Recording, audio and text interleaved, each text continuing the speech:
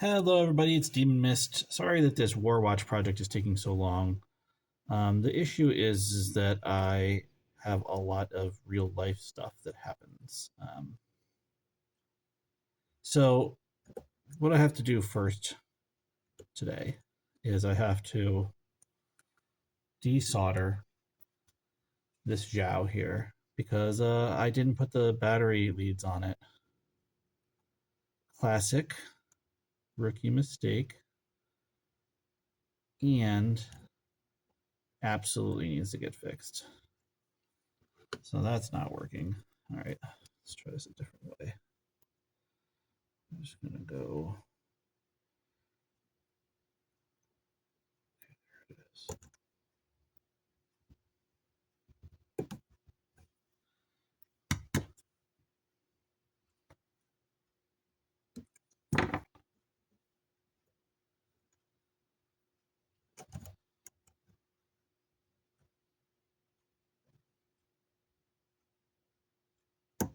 Okay. All right.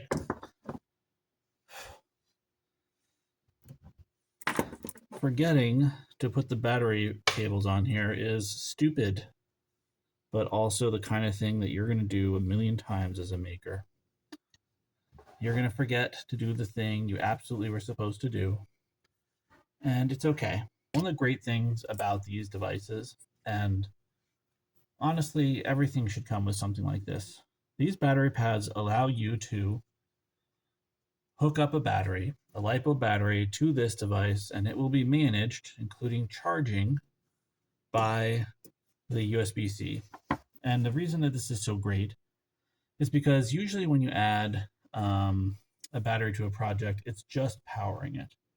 And if you want to recharge it, you got to take it out and recharge it. And even if you do put battery management, like our little buddy that we fried a couple of weeks ago, on there, usually the best way to hook up a switch on these things is to put the switch on the positive lead on the battery as it attaches to the device.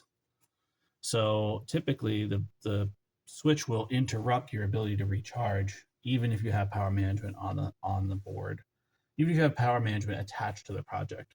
So you have to remember to put it on in order to charge it. That's not the case with this. Granted, it will be on when you plug in the USB-C, but that power will also for sure be going to the battery, whether you flick a switch or not. It's the tiny little things like that that you don't really get to experience until you try and do one of these projects, and then you realize, okay, yeah, like there's some nuance here and it isn't clear to you right away. So I'm gonna just make a couple of leads here really. I want to make a couple of leads here really quick. I want them to be pretty long,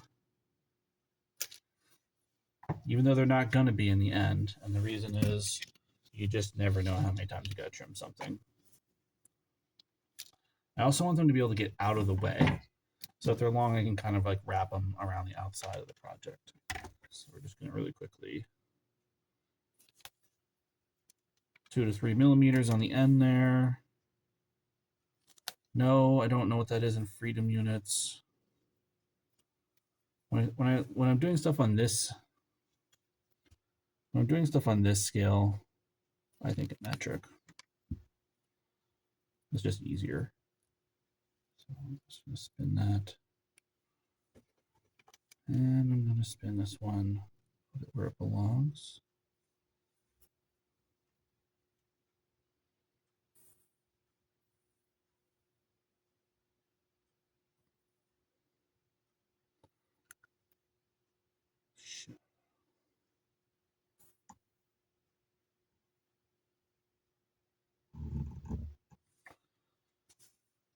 So I did attach it, but I want it to be a better connection. So I'm just going to hold in place. Drop a little bit more on there. Perfect. Is it beautiful? No. Will it probably hold? Yes. And that's what really matters. Because once this thing gets where where it was, it's going to be covered up. And if you pull this lead free while you're trying to do the rest of the project, you got to take the whole thing apart again. And I refuse to do that. Okay.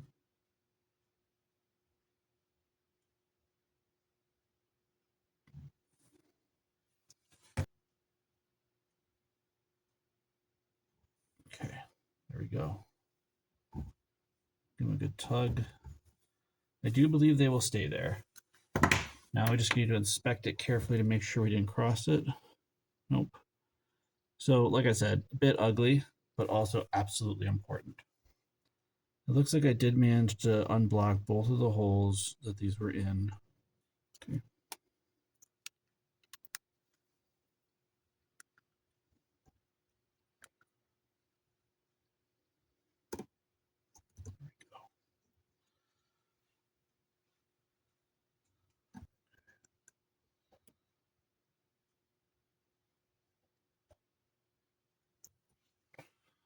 All right, we're back in business.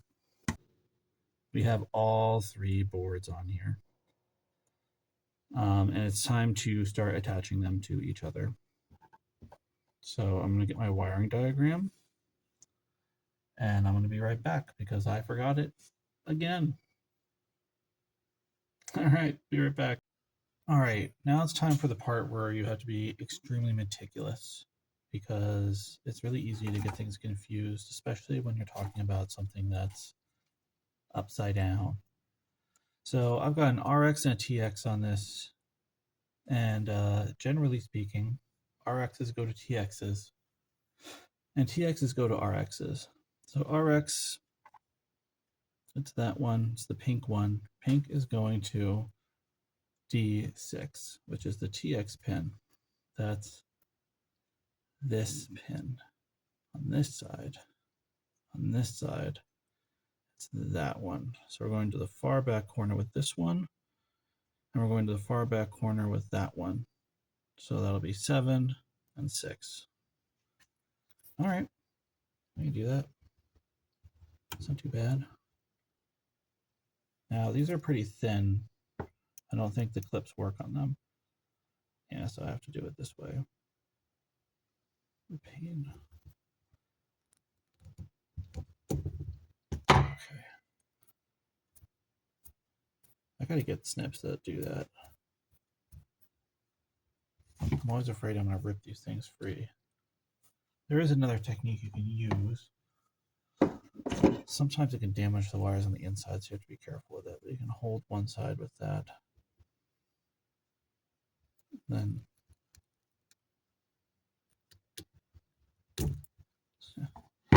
I feel like it's just as much going to rip this thing clean. This is going to be on top of the watch. And then the screen's going to go over it. So we don't want to take up too much space vertically. We want to go down low like this. Just like that, actually.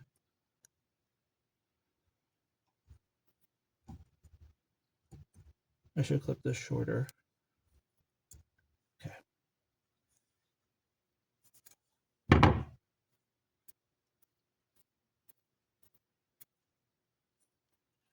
So I've just trimmed this pink one to be a little bit closer.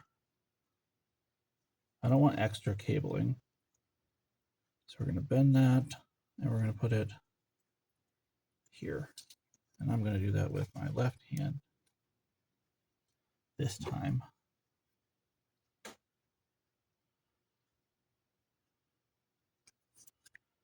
Put that into place, gather some solder.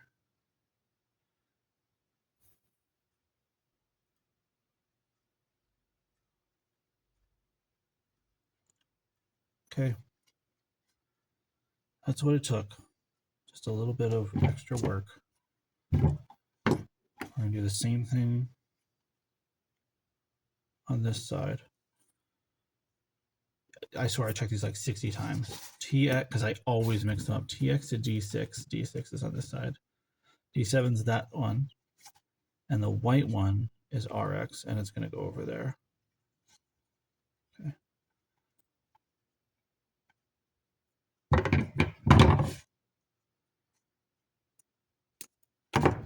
Just a little clip.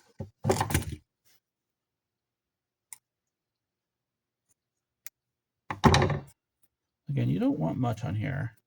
Extra wire means things are sticking out. Okay, I'm going to hold it further back this time, even though that heat's going to travel up that copper wire, no problem. Is absolutely going to burn me. You'd think I would learn. What I said last time, isn't it? Still haven't learned. Oh, it's like a little heart. It's very nice. Okay. Now I just gotta do power and ground.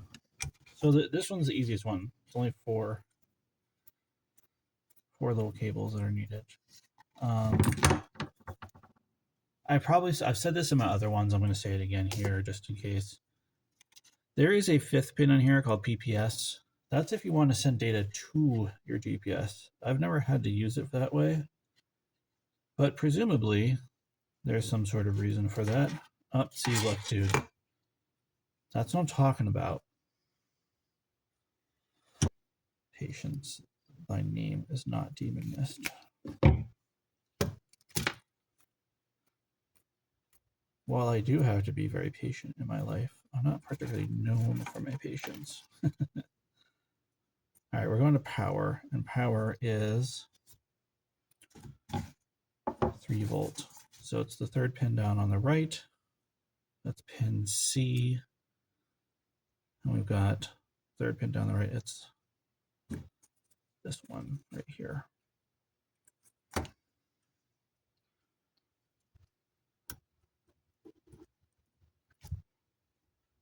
So we can at least do some measuring this time.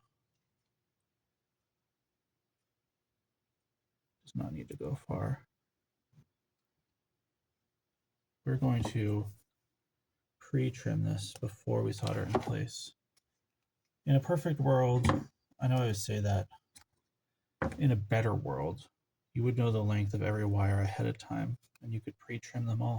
And it's certainly worth striving towards. It requires a bit of organization. I wouldn't say I'm disorganized, but that's only with years of therapy. Years of hard work and toil to be kind of sort of neat. But hey, we all got our thing, right? Okay. Fold that like that. Third one, that's this one.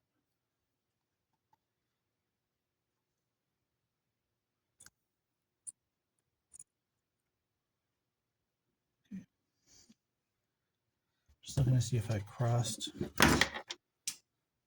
I didn't. I a little bit jutted out towards the next one, but I didn't bridge the gap there. So we will, if we can, just get in there and trim that last little bit off of there. You know what's really fun about that is that that's the black wire, and the black wire has to go up.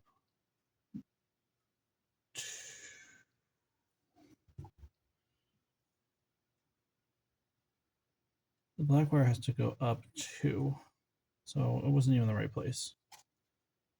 I have to go 2 up from the bottom with the black one. Oh man, I'm just too tired to do this right now, but I'm going to do it anyway because I don't have any time.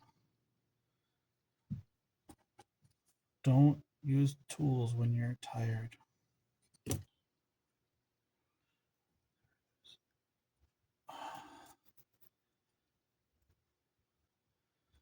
Red one. It was really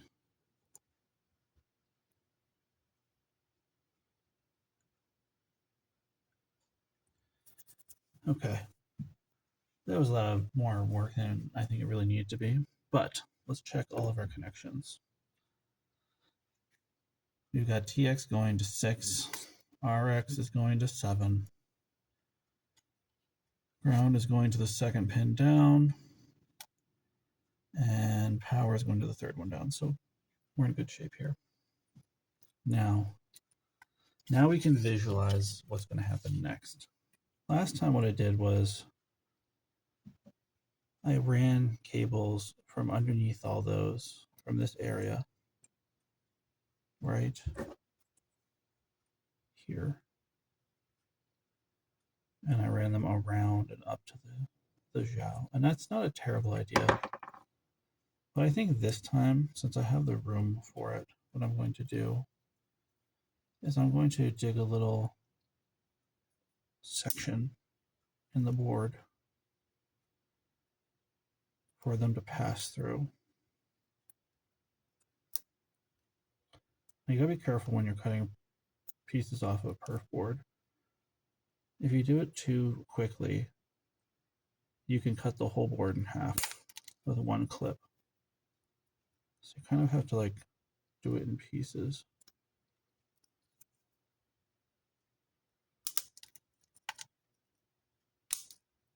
I don't think it's a good idea to breathe in whatever the hell this stuff is made out of. So don't breathe it in if you can help it.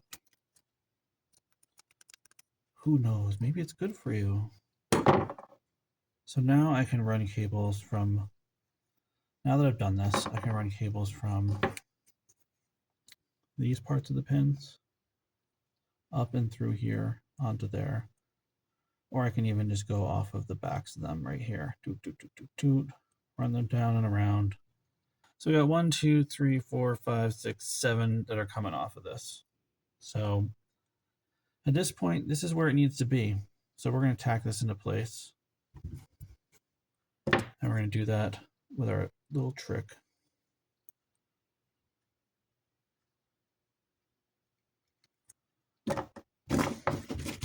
I'll hold this project in my hand. We're going to tack them on just like we did with the other components. We're just attaching it at 2 points directly to the board, directly to the perf board. All right, first one's here. Go. Second one is here.